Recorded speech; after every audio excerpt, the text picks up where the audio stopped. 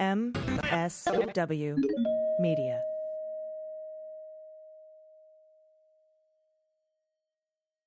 Thanks to Athletic Greens for supporting the Daily Beans. Athletic Greens is going to give you a free 1-year supply of immune-supporting vitamin D and 5 free travel packs with your first purchase. Just go to athleticgreens.com/dailybeans to take ownership over your health and pick up the ultimate daily nutritional insurance. News with swearing. Daily Beans, Daily Beans. Daily Beans, Daily Beans. Hello and welcome to the Daily Beans for Thursday, October 6th, 2022. Today, the 11th Circuit has granted the Department of Justice's motion for an expedited briefing schedule in the larger appeal of the special master ruling. Trump and the feds have finally secured a third-party vendor to share documents. Trump said the GSA packed his boxes, but newly released emails show otherwise. 2 of Elon Musk's funders have backed out of the Twitter deal. And the other man who posed as a DHS officer in D.C. has pled guilty. I'm Allison Gill. And I'm Dana Goldberg. Hey, Dana, it is Thursday, and it is almost the end of the week. How are you? It is. I'm good. I have a little bit of bad news, and I'm so sorry for this. It's out of my control. The show on November 5th in Salt Lake City, I got a call yesterday. They have to postpone the event due to unforeseen circumstances. And so I wanted to let our listeners know as soon as possible. If for some reason any of you have purchased tickets that are going to be refunded, but I'm crushed about it. But I promise I'll try and get to Salt Lake again soon. But I wanted to get that out as soon as possible. So thank you for understanding. That's a bummer. I know that I was looking forward to that. Yeah. I hope everything's okay. Everything is okay. It's just one of the things that was unavoidable. Gotcha. And also, you're going to be traveling this weekend, too, right? I am. I'm doing a HRC gala in San Francisco. We're going to raise a bunch of money in San Francisco. I do about 18 to 20 of these galas around the country for this specific organization a year. And then on the 15th, I'll be back in Los Angeles helping out the Family Equality Council. That's so cool. All this work you're doing is so important. Thank you. Thank you. Thank you. So you'll be out tomorrow, and that's cool. I think we have Amanda Sturgill, who will be on the show with me. And then also on Monday, you'll be in flight Sunday, so you can't record. I'll be in Cleveland, but I do have an hour-long interview with Michael Cohen. Nice. And I do ask some of the tough questions. So I think that you will definitely want to tune into that. And it's going to be a great week. And today on the show, Mike Fanone, Officer Mike Fanone. Amazing. Yeah, he's coming out with his book October 11th called Holding the Line, The Insurrection, and One Cop's Battle for America's Soul. Yeah, it's a really great discussion. I look forward to it. All right, we have a lot of news to get to. Let's hit the hot notes. Hot notes. This is so fun. A federal appeals court agreed today, Wednesday, to expedite consideration of a Justice Department's bid to shut down the external review process, the special master, of the 11,000 non-classified documents seized by the FBI during its raid of Trump's house. Not the White House, because that's not his anymore. The Atlanta-based 11th Circuit Court of Appeals issued an order Wednesday morning setting a tighter deadline in the government's appeal to remove what prosecutors contend is an unnecessary obstacle to their investigation and potentially illegal retention of classified information, theft of government records, and obstruction of justice. Cool. The schedule set by the appeals court for the legal briefing on the issue is not quite as fast as the Justice Department wanted, but it's faster than Trump's team urged. Under the new schedule, Trump's lawyers would have to stake out their position by November 10th. Before, it was November 4th. And the briefing would be completed by November 17th. So they gave him, instead of 21 days, they gave him 28 days. So all in all, it's going to take 1 week longer than the Department of Justice wanted. And also, Judge Adalberto Jordan wrote, "No extensions allowed." Yes, so, don't try and push this anymore. And that, he had consulted with Chief Judge William Pryor on the plan. That's what that means. Because, you have to consult with the Chief Judge in order to not allow any extensions. And so this seems like the appeals court thinks that this is important and wants to get this done fast. As we know, the Department of Justice said, hey, immediately we have to have access to these classified documents, the National Security Risk Assessment and the criminal investigation into the classified stuff. It's just way too important. And meanwhile, we have put in a thing that we're going to appeal more broadly later. And so, we know that the 11th Circuit immediately said, yeah, we're lifting that stay that Cannon put on your investigation with the classified documents. This is about the rest. So no date was set Wednesday for oral argument, but Judge Jordan's order said the special merits panel would be assigned to the case. So they're going to pick a whole new 3-judge panel. As we know, the last panel that made the decision saying that Cannon's ruling went against, obvious precedent, that was two of those judges were Trump appointed. And of the 11 judges on this court, 6 are Trump appointees. And we know that Donald wanted oral arguments to not happen until next January 2023. And the Department of Justice didn't ask for a specific date on oral arguments, but said as soon as earliest convenience, please. This is very important. We still have a criminal investigation that we have to get done that has to be done with these non-classified documents, and I've explained why. The legal fight over these documents found at Mar-a-Lago in Florida has now proliferated into 4 arenas. We now have the Florida courtroom of Judge Eileen Cannon, who first approved Donald's request for a special master, the Brooklyn courtroom of the special master she appointed, Judge Deary, the Atlanta-based 11th Circuit Court of Appeals, and, of course, the Supreme Court. Donald went crying to the Supreme Court asking for one little change, which was weird and is still pending. And as we know, Justice Thomas has given the Department of Justice until Tuesday to respond to Trump's plea to the Supreme Court. Now, I think if the 11th Circuit Appeals Court decides on the appeal, it could moot Deary's work if he's still doing it. Because, he's going to be done per Judge Eileen Cannon's schedule mid-December. Right. And if the 11th Circuit comes back before mid-December saying, yeah, we agree with the DOJ, a special master never should have been appointed, Cannon never had equitable jurisdiction to begin with, that would moot Deary's work. But Trump could then appeal that decision to the Supreme Court and ask for a stay pending appeal, which he could get, which means Deary would not yet, step down and, give all the stuff back.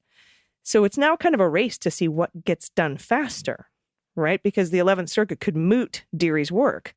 And, we might have to wait for another Supreme Court appeal because Donald can appeal to the Supreme Court on the fuller thing, just like he's appealing on the smaller thing.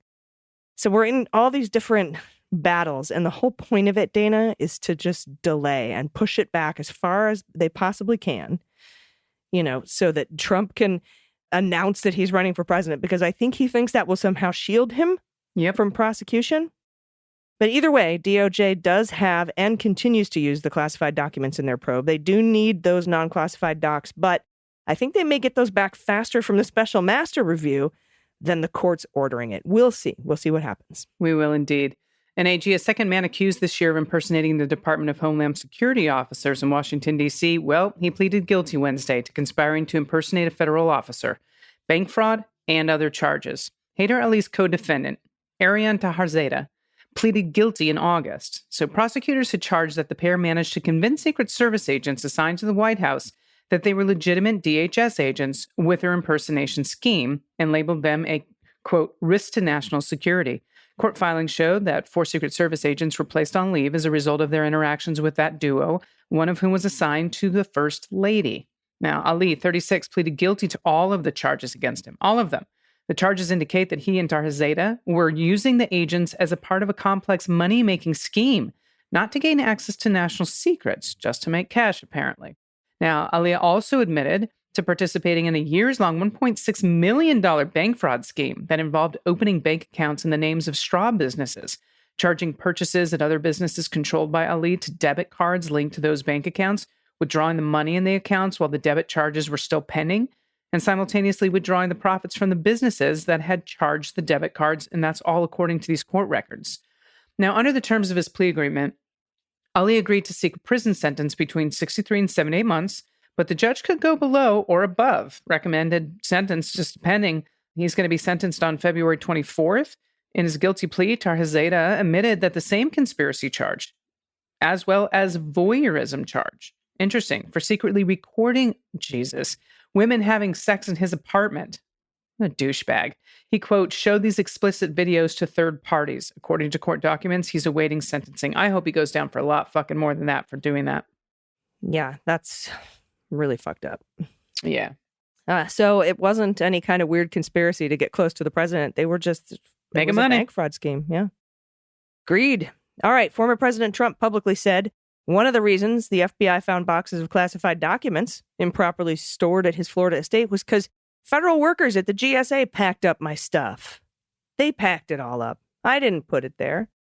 But documents obtained by Bloomberg News under a FOIA request by Jason Leopold tell a different story. More than 100 pages of emails and shipping lists between the White House and transition staff and the U.S. General Services Administration, GSA, describe the minutia of moving the Trump White House from D.C. to Florida, down to how many rolls of bubble wrap and tape, all with a plan signed by then Chief of Staff Mark Meadows. One thing is clear, the boxes were packed when the movers got there. They were already packed. While the records don't specify what the boxes contained, they provide the most detailed account to date of how the GSA assisted the outgoing administration between January and September of 2021. After the FBI's unprecedented August 8th search of Mar-a-Lago, the former president and his allies, including Fox News' Sean Hannity, Steve Bannon, Breitbart News, and former Trump Defense Office Kash Patel, have claimed that Trump can't be held legally responsible for the dozens of boxes of highly classified documents because the GSA, the federal government, they were in charge of filling the boxes and shipping them. Quote, they packed them. They packed them, Trump told Hannity on September 21st, the latest effort by him and his supporters to deflect blame, which has since led to a legal fight headed to the Supreme Court over what records the U.S. Justice Department can review as part of its inquiry into the alleged mishandling of the nation's most sensitive secrets. Quote, the GSA packed the boxes, moved them to the president's home like they did for Obama and Clinton and Bush, and President Trump invited the DOJ in and said, whatever you guys need. That's Kash Patel on a radio talk show in August. Patel was Trump's point person for his presidential records at the National Archives and also a giant douchebag.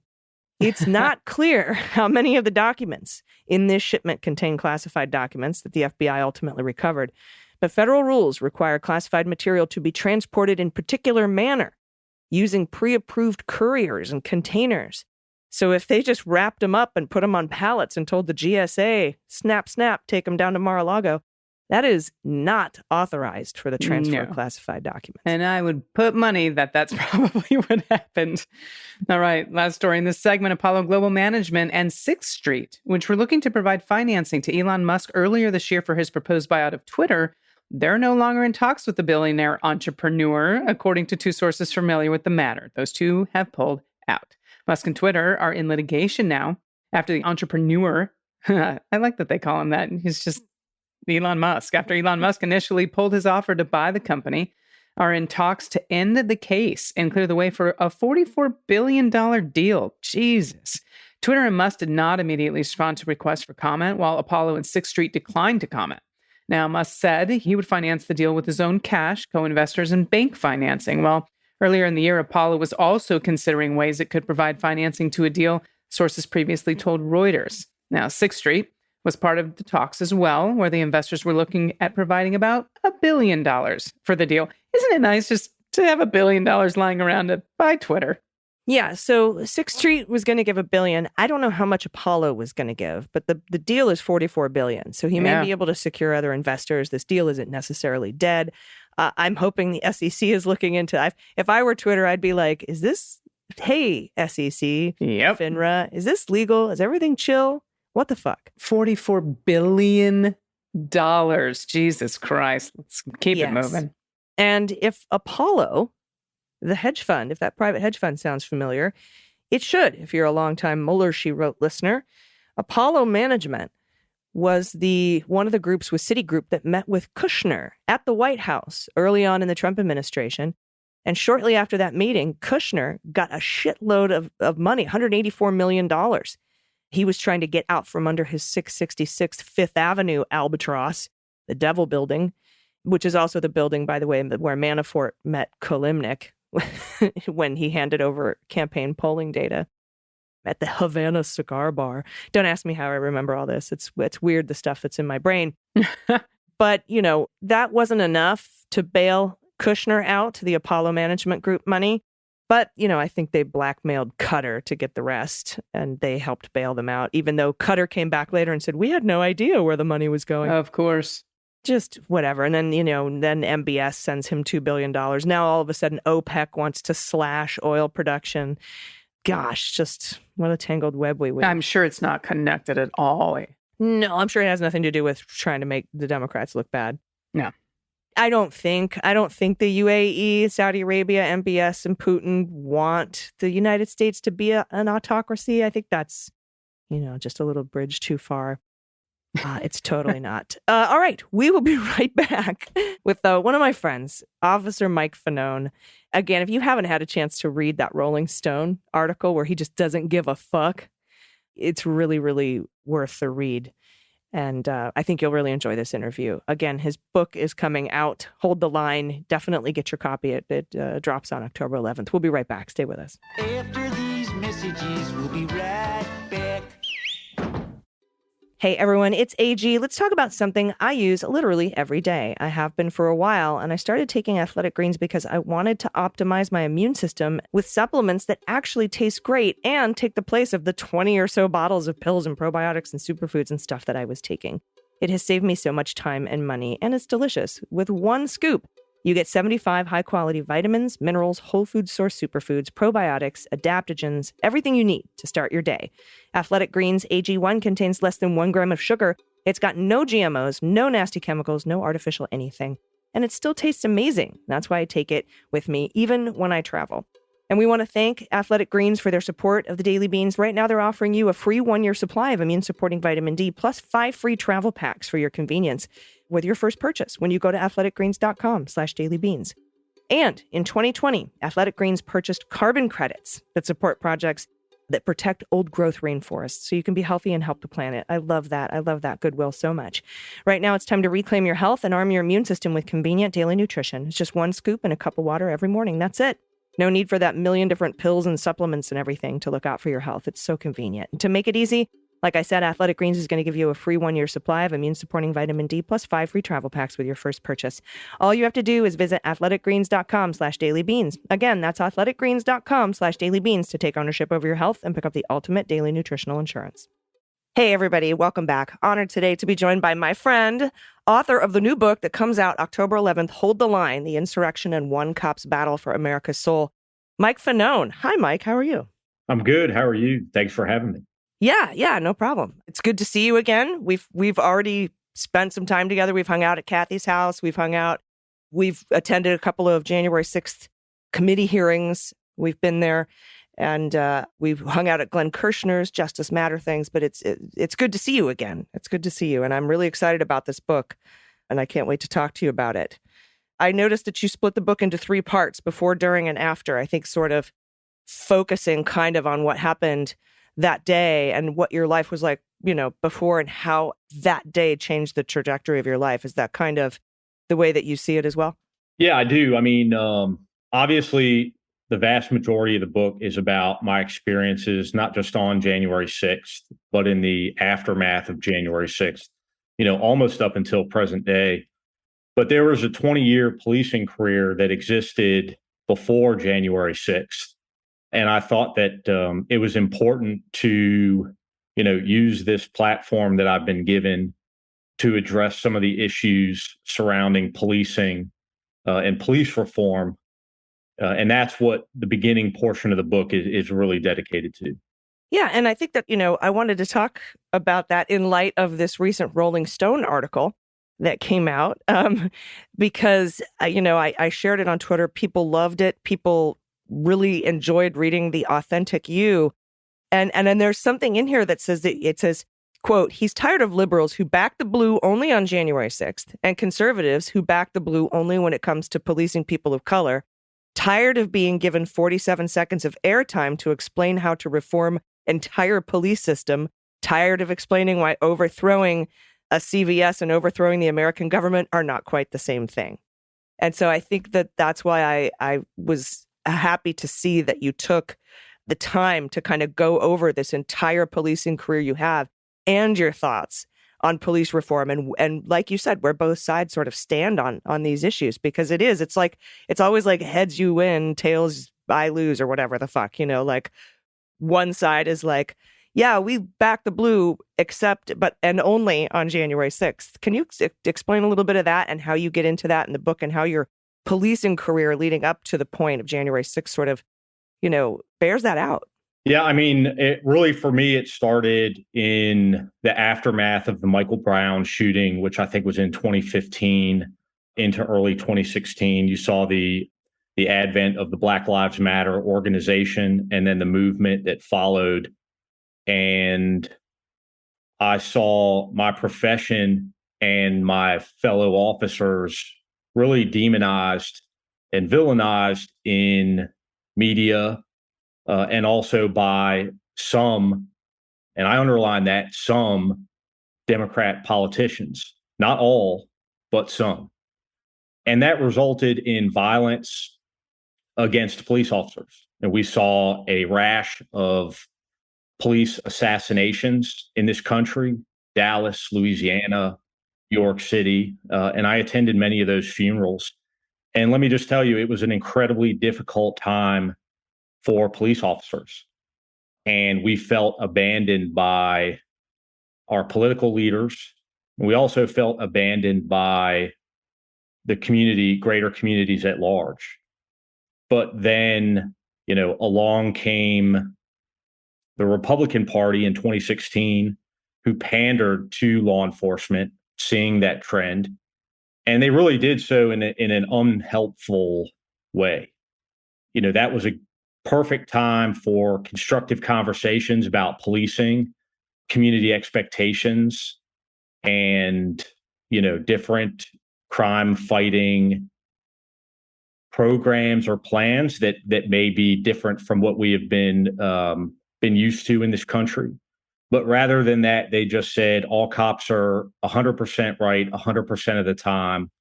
And, we went back to this us against them situation that was divisive and unproductive.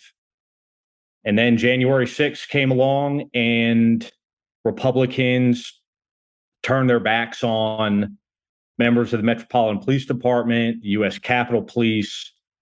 I mean, you saw some of the attacks from more far-right media organizations, not only against the agencies themselves, but against individual officers, myself included. And then you saw this overabundance of support from Democratic lawmakers, many of whom, wished ill upon us just a few years prior. And I mean, that to me certainly was ridiculous. Did it feel disingenuous to you? Oh, yeah.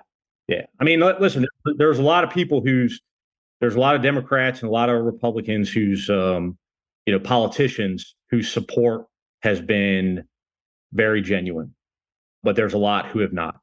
And I mean, unfortunately, I think that's like a statement as to this, our political system, who we are electing to represent us in Congress, Yeah, it's hard to find nuance in this age of just black and white politics. It's one way or the other, and trying to understand that things can be in between and have gray areas. I think it's lost a lot in the very strong rhetoric on each side, which is unfortunate. Well, Allison, I mean, that's what I was saying when I talked about 47 seconds of airtime to explain things that are incredibly complex. I mean, that's part of the problem. No way for anybody to condense, even a fraction of the issues in a constructive way into a TV hit. And it's almost ridiculous to try, because you're always going to come up short, and you're always going to leave yourself open for criticism from, one side or the other.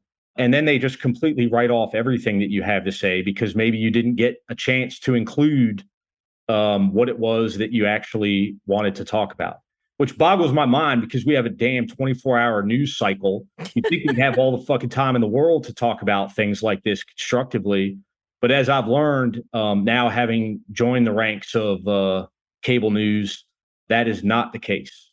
Yeah, no, that you get 10 seconds and then they just repeat that same 10 seconds over and over and over again. And that's been going on for a very long time. I remember when I was in college in my fucking dorm room in 1993, and my remote control, I had a little channel guide on the back of it because, it was 1993 and that's the way that you knew what channels were what. There were no guides. And CNN was listed 6 times just because it kept repeating itself every 10 minutes. So yeah. I remember making fun of it being repetitive going back almost 30 years. Actually, wow, yeah, 30 years. My 30-year reunion is next month. Holy fuck. Okay.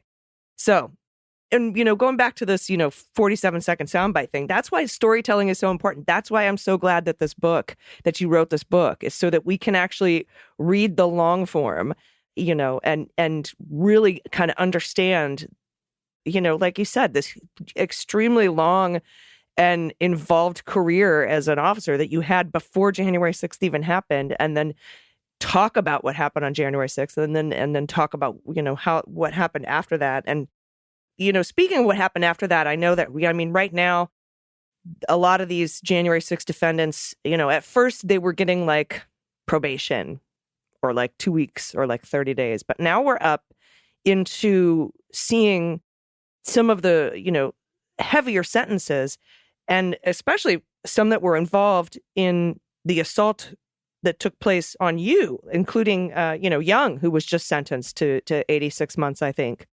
Are your cases done, or do you still have to testify, or are they sort of, wrapped up? Like, where are we at with what's going on with the cases that you're involved in?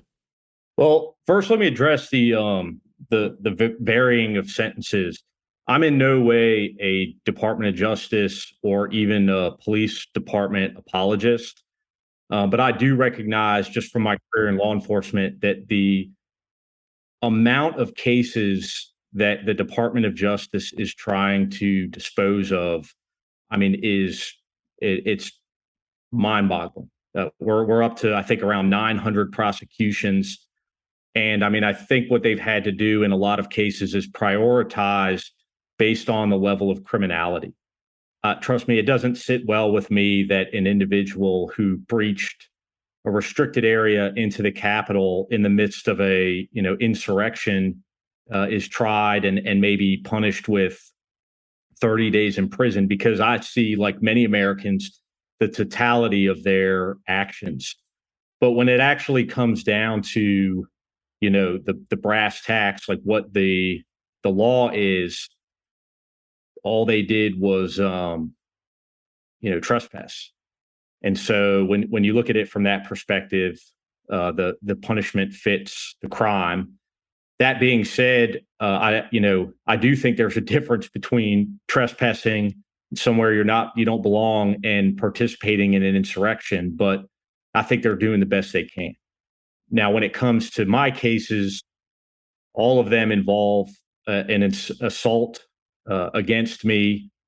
The main individuals, there were four of whom, Albuquerque Head, Kevin Young, Daniel Rodriguez, and Thomas Civic. Civic has yet to take a plea.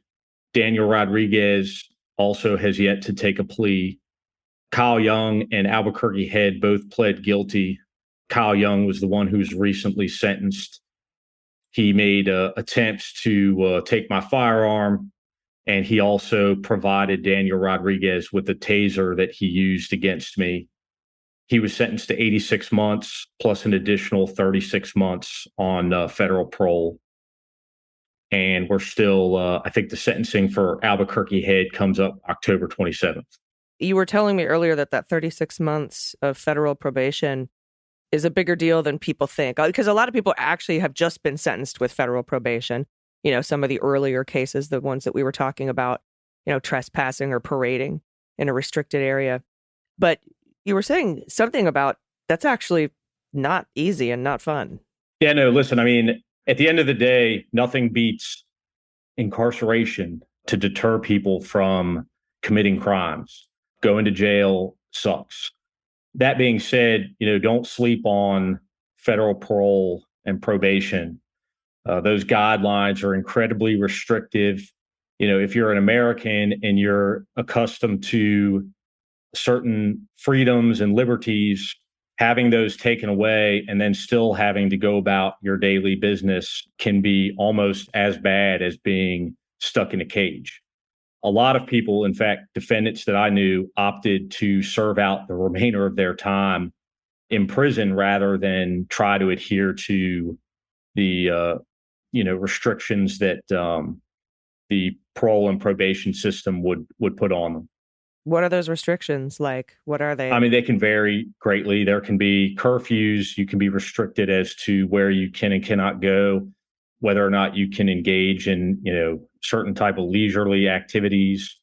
Yeah, usually you can't drink. You can't. Right. You have to be home at a certain time, or you can only go to your job in your house. It's serious business. And if you violate the parole, you could end up back in prison. Right. Most likely you will end up back in prison. Right. So they're not fucking around. Of the four, who was the one that ended up having your badge buried in their backyard? Who was that? Oh, that was Thomas Civic. Civic. He took my badge and buried it in his backyard. And he also took my radio. I believe he said he threw that in a dumpster somewhere. That's just it's let's get to the third part of the book now that I'm thinking about how are you coping with it? I mean, this has to be like so traumatic. I cope with it by talking about it. I am grateful for having a platform as much as I do. I mean, as difficult or as much of a price I paid to have one. That's it. Yeah, no, I understand that. I wish I hadn't had to go through military sexual trauma in order to have a platform to talk about it. Right. But that's how you end up making change and changing hearts and minds. What sort of things are you looking for in the future now? What's next now that this book is finally out? Because I imagine writing it had to be quite difficult. First, I'm mission focused here. Like I want to accomplish the things that I set out to accomplish first. And, what will always be most important to me is honoring and acknowledging the officers that responded to the Capitol and fought against insurrectionists. Unfortunately, here we are 18, 19 months out, and that still has not happened at an appropriate level. Congress did, finally vote to award congressional medals to the Metropolitan Police Department, the United States Capitol Police, one medal each to be, displayed somewhere. I think that's bullshit. Those institutions didn't do a fucking thing on January 6th. It was individual officers. And, in the U.S. Capitol Police, as an example, it was officers acting in spite of their agency's deficiencies and failures and, making the choice to stand and fight rather than to running away and cowering, or in some cases, unfortunately, siding with the insurrectionists, or at least playing indifferent. And I want to see those officers honored. I don't know what that looks like, but it damn sure we haven't even come close to that as of yet. And in addition to that, I want accountability within the government for the individuals elected officials who may have participated in those events, and the ones that continue to defend that behavior. I want them out of our government. I'd love to have them out of our country. I'm not one of those people that's going to leave if Donald Trump becomes president in 2024. I'm staying right the fuck here. Donald Trump should leave. Kevin McCarthy should leave. Those people should go somewhere the fuck else. This is my country. Yeah, no, I feel the same way. I've heard that a lot when Trump was president and during the Trump administration. Why don't you get the fuck out if you hate it so much? I'm like, no, I'm here to help and save things and preserve institutions, and I'm going to fight for this. And I kind of understand, when you have the platform and so many other officers seem to be going unrecognized. I understand that fight. Because what happened with me is I was in a Oscar-nominated documentary about military sexual trauma. So I had the platform. And because of that, the Women's Veterans Benefits Administration called me up and made sure everything was okay and helped me walk through the the whole complicated paperwork and claim adjudication process and all that shit. And all I kept thinking about the whole time was the thousands and thousands of other veterans who weren't in an Oscar-nominated documentary that seemed to be getting left behind. And so then I made it my mission to do what I could to make sure that nobody was left behind, you know? Yeah, no, I mean, that's all that you can do. I'll probably always have a great deal of, I mean, for lack of a better term, survivor's guilt, because, I stood up and said the things that I've said and have received, a great deal of attention. I think that it's, I don't know, there's people's perception of the type of attention that I've received is a little askew. While there's been some really positive interactions, there's been a lot of negative interactions. And then I don't think people recognize how much I loved my job working narcotics with the Metropolitan Police Department. That was my life for 20 years. And I slept, breathed, ate, and shit being a drug police. And I miss it dearly. And I miss the people that I worked with dearly. And trying to circumnavigate this new life is incredibly difficult and isolating, and it's lonely. Yeah, I know we talked a little bit about that at Kathy's with all the sort of runaround you were getting after the events and trying to figure out where you were going to go and where you were going to end up. How did that end up shaking out? Where are you now? Well, I still have my contributorship at CNN. I think I'm hanging on to that by a thread. But no, I mean, the book comes out, and I'm looking forward to doing some media behind that and getting an opportunity to talk about, some of these issues that are near and dear to my heart. Hopefully I can accomplish at least one of those, goals, which is acknowledgement for the officers. Accountability would be nice too. So I love talking about officer wellness. I think that it's a key factor in policing and police reform that has not been addressed, and the physical, psychological, and emotional toll that this job can take on you. Not just for those of us that experienced January 6th, but what it's like to interact with people at their worst, 8 to 10 to 12 hours a day, 6-7 days a week for 2-3 decades. And, a lot of the actions that I've seen officers, the way they've conducted themselves, I don't necessarily see racist police officers, although there are certainly plenty of those to go around. I see a lot of officers who've become indifferent to the people that they're interacting with. And to be totally honest with you, I don't know if I fucking blame them. There's not a lot that departments and cities do to support these officers emotionally.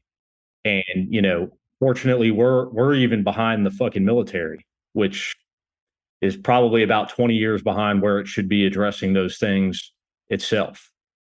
And there's still a huge stigma regarding, mental health. I know that, I've talked about it publicly. It's become like a big issue for guys like Harry Dunn and gals like Carolyn Edwards. And they've received a lot of criticism. I mean, shit, I talked about what I was going through and Donald Trump called me a pussy. So I think we're a long ways away from, really addressing those realities. Well, let me take a look at your mug. It's the Roadrunner Josh Hawley. Is that? Yeah, it's the Roadrunner Josh Hawley, courtesy of, Etsy. Etsy's out there fighting the good fight too. But yeah. Yeah, Josh Hawley, who you mentioned in the Rolling Stone article, by the way. I mean, I'm trying to help promote his book on fucking masculinity when it comes out. Like, AG, what the fuck? I mean, you got to tan your testicles, right? I thought it was a joke. I thought all this shit is a joke. People send this stuff to me, and I'm like, I'm waiting to click on it, and it says like, this is the Onion. Or, it's like one of those memes where you click on the link and that big naked dude pops up and you're looking at his dick. But it's real. Josh Hawley wrote a book about fucking being a masculine man in America. Tucker Carlson's investing in tanning beds for your genitals to help replenish the testosterone that apparently Democrats have been sucking out of me for, I don't know, since the Clinton administration. I mean, come on. Yeah, I don't know. I know it's total parody. Like if we were in a comedy writer's room, they'd be like, "No, that's just too on the nose. We can't possibly use that. It doesn't make any fucking sense." If they put that on Saturday Night Live, I would not watch it. I would turn it off and say, "This is stupid." Yeah, no, I understand. But we elected these people Collectively. There's a constituency out there for Josh Hawley somewhere. Mm-hmm. I don't know. I hope that it's laziness and it's It is. The more people that don't show up to the polls, that's how folks like that get elected, is when people don't show up to vote. Because when people show up to vote, better people win the day. That's why I participated in the Rolling Stone article. I've done all these interviews on CNN. I've done all these interviews on, the Inside the Beltway news networks. Fox News won't have me, oh well. But, that really, like, these problems that we're facing today, we may not solve them in our lifetime. But I have 4 beautiful daughters that I would like to live in a world that's, maybe not free of, but has a lot less bigotry, sexual discrimination. And so, like, I'm fighting for them. I thought, hey, Rolling Stone, I could be a little bit more me, and maybe that'll appeal to some younger people that have just become so indifferent with their, with older Americans fucking up America and the world, that they would, maybe engage. Yeah, and it's authentic too. And your book is dedicated to the women in your life. I saw that. Yeah. In the front cover. So it's been great to see you. It's been great to talk to you again. The book comes out October 11th. I recommend everybody read the Rolling Stone article. I think you can get like a trial if there's a paywall. There's a way to read it. I know you get a couple of free hits there. And the book is called Hold the Line: The Insurrection and One Cop's Battle for America's Soul, by Mike Fanone. I'm sure I'll see you again soon, my friend. Thank you, ma'am. Everybody stick around. We'll be right back with the good news. Hey, everybody. I've had my Helix mattress for a long time now. It's been totally amazing. It's the best sleep I've ever had, head and shoulders above any other bed I've ever owned. And it's all because I'm using a mattress customized for the way I sleep. Helix Sleep has a fantastic lineup of 14 unique mattresses, including a collection of luxury models, a mattress for big and tall sleepers. They even have a mattress made just for kids. And you can find which one is perfect by taking the online sleep quiz at helixsleep.com/dailybeans. It's only 2 minutes. They'll match your body type and sleep preferences to the perfect mattress. They'll ship it right to your door free of charge. And you get 100 nights to try it out and see if you love it. And if you don't love it, they'll come and pick it up and give you a full refund, but you will love it. Every Helix mattress is a hybrid design. They combine individually wrapped steel coils in the base with premium foam layers on top. It's the perfect combo of comfort and support. Plus, Helix mattresses are American-made, and they come with a 10 or a 15-year warranty, depending on the model you get. I took the Helix sleep quiz. I was matched with the Helix Midnight because I am a side sleeper who prefers a medium firm mattress, and it is the best bed I've ever owned. Helix right now is offering up to $200 off all mattress orders plus 2 free pillows for our listeners. Just go to helixsleep.com/dailybeans. That's Helix Sleep, HELIX sleep.com/dailybeans. With Helix, better sleep starts now. Everybody, welcome back. It's time for the good news. Who likes good news, everyone? Then good news, everyone.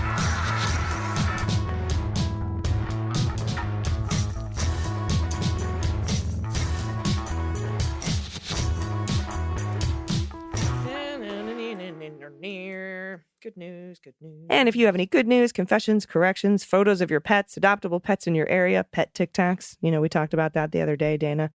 Shout outs to people in your life who are amazing. Anything you want to send to us, Halloween photos, it's coming up so soon. Oh my gosh. I know, you're so excited. 25 days. You can send it to us by going to dailybeanspod.com and clicking on contact. And remember, everyone, check your voter registration status. Be sure to know how to vote in your area. Make a plan. You can check out howto.vote to get all the info for voting in your state. And remember, you got to convince people who have never voted or wouldn't vote to come with you. First up from Daniel Duncan. Oh, Daniel Duncan, pronouns he and him. Hey, y'all, it's been a rough month on the campaign trail, but I got an interesting surprise last night. It's a little long. Please indulge me. I think it's instructive. I've been able to cut back at work to only 48 hours, giving me an extra day each week to focus on campaigning. But just as I was getting used to the time shift that entailed, my mom's heart stopped during a routine surgery, and we thought she wouldn't make it. So I've been struggling to give the campaign enough attention and take care of my mental health. First therapy appointment is in 4 hours. So my wife and I decided to do bar trivia for the first time last night. We had a blast and lost terribly. During a break, I ran into my Republican opponent, old stewed vegetables himself. Like I literally ran into him as I was exiting the bar to go get a Lisa Ellis for Superintendent of Education card for an interested fellow trivia player. And Stuart was walking in carrying some coffee urns. We both greeted each other as we passed through the door. Weird, right? The guy has not publicly acknowledged me or made any sign that he's campaigning since winning his primary, but he knows me on sight. Turns out the local Republican Party was meeting across the street at the courthouse and discussing election integrity. Oh, Jesus. Given that Stu isn't openly campaigning, I'm taking this as a sign that they're worried about how well Democrats are about to do in South Carolina. Since Stu sponsored the latest election law, he doesn't have a leg to stand on to challenge results. But we know that won't stop him. No pet tax. I've already taken enough time, but I'll make sure to take some at my victory party next month. Hell yes. As we all know, Daniel Duncan is running for state rep in South Carolina's District 14. I love it. And this next one is from Danielle, pronouns she and her. So I did it. I went back and I listened to Charismatic Megaplastics. It's a good thing I work remotely. I want to thank you both for making the insanity bearable. The swearing is 100% necessary. And since Stephanie can't, I'm so glad you have Frangela and Bob Seska for that. And that's why I'm now a patron for all of you. In 2020, I became a poll worker. And the midterms will be my 5th election already. Nice. It does make me nervous because I'm in a red county. And there's a few maggots where there are giant truck flags around here. My good news is there have been quite a few people that I fully expected to rant and wingnut craziness at me. But to my surprise, they were actually Dems. And that gave me hope. I'm excited for the possibilities, and I hope I never again go to bed devastated by the results. The youngest generation of voters has the possibility to save us all. For pet tax, here are my foster fails as babies, and they're 2 years old now. Goodness. They came to me with the names Carrot, the white flame point, and Potato, dilute calico. I call them Carrie and Poe. That's awesome. They are my world, along with their geriatric asshole brother Norman. When I had a mild heart attack last year at 39, mind you, the 3 of them took turns keeping me company and warm. Thanks for all you do. Danielle, I am so glad that you are alive, my dear. Yes, because geriatric asshole brother Norman might have eaten your face. Oh my God, look at the 2 kittens at the end. Look at the babies. Oh, hello, babies. I love flame points. I had a flame point named Dipstick because, he's all white with a little orange on the end of his tail. So he looked like a dipstick. And he was cross-eyed, so it worked. These are such good babies. Thank you so much. And again, so glad you're okay. Wow, 39. Glad you're hanging in, girl. All righty, let's see. Next up, from Kate, pronouns she and her. Good news all around. Hi, Allison, Dana, and Aimee. Miss you. I wrote in about a year ago, right after starting therapy. Well, I'm still in therapy and much happier for it. Thank you once again for the tag at the end. The weight was lifted once I stopped trying to tackle my mental health alone. That weight lifted was huge. But on to even more good news, I've attached a collage with 3 pics. The top is a pic I snapped back in 2020. It is a rural town where I work several days a week. As you can see, it's deep Trump country. I used to have to drive past many, many Trump signs on my way in and park right under that one at the town center. Over the years, the Trump yard sign slowly came down, but this giant sign was nailed to the inside of a building, so I had assumed it was here to stay. Well, 2 weeks ago, it was gone. I honestly thought they were just painting the building and it'd be back up. But look what replaced it yesterday in the bottom pic, a beautiful mural. I know this doesn't mean everyone around me has changed their political views, but at least they aren't plastering their buildings with MAGA support. And that seems like progress to me. My pod pet tax is brothers Walter and Norbert. Norbert loves clothes and insisted on wearing his Hufflepuff sweater vest on today's walk. Thanks for everything. Cute. Oh, look at that mural. That's awesome. Meet me in Washington. That is beautiful. Yeah. Look at the doggos. Hi, puppies. Oh, they're sweet. So Oh. sweet. All right. This next one is from Joanna. Pronouns she and her. I'm writing to tell you my good news from the last week. It may not seem like much, but at the age of 34, I graduated cosmetology school. 12 years of medical and mental health setbacks. I finally started school last September. The year that followed was intense. I had to leave a toxic relationship, move into an Airbnb without my emotional support cat. I missed so much school moving that I had to do double classes for the next 3 months. I wouldn't have been able to finish if it wasn't for my mom and grandma, who each called me every day. Here's a pic from my graduation with them by my side. My grandma let me color her hair to match mine. Oh, for pet tax, I've pictured on a walk with Hazel. Joanna, congratulations. Your grandmother has the sweetest face, too. I know. I want hugs. Oh, what a fantastic picture. Congratulations, darling. That is so much hard work. So well deserved. Wow. Oh my goodness. Sorry, that just makes me so happy. I love it. I love it. All right. Thank you, everyone, for sending in your photos. Really appreciate you and all of this really, really great news. If you have any great news you want to send to us, please don't hesitate to do so. You can do it by going to dailybeanspod.com and clicking on contact. I'll be back tomorrow. Dana will be back Tuesday. Don't forget, we've got a great Michael Cohen interview coming your way on Monday. Lots of stuff going on, and I'll be here for all of it for you until tomorrow. I'll be, like I said, Dana, you won't be here tomorrow, and I'm going to miss you. I won't. I know. I'll miss you all too, but I'll be back in your ears Tuesday morning. So I need to know what your final thoughts are for your long weekend. My final thoughts are just, everyone, hope that you find some joy in your day. There's a lot of shit going on. There's a lot of heavy news. Just find something. Shift your energy. It's the smallest things that do it. Marvel at something for 5 minutes. I dare you. I dare you to marvel at something. That's good. Good advice. All right, everybody. Until next time, please take care of yourselves. Take care of each other. Take care of the planet. Take care of your mental health. And vote blue over Q. And please take someone with you. I've been AG. And I've been DG. And them's the beans. The Daily Beans is written and executive produced by Allison Gill with additional research and reporting by Dana Goldberg and Aimee Carrero. Sound design and editing is by Desiree McFarlane, with art and web design by Joelle Reeder with Moxie Design Studios. Music for The Daily Beans is written and performed by They Might Be Giants, and the show is a proud member of the MSW Media Network, a collection of creator-owned podcasts dedicated to news, politics, and justice. For more information, please visit mswmedia.com. MSW Media.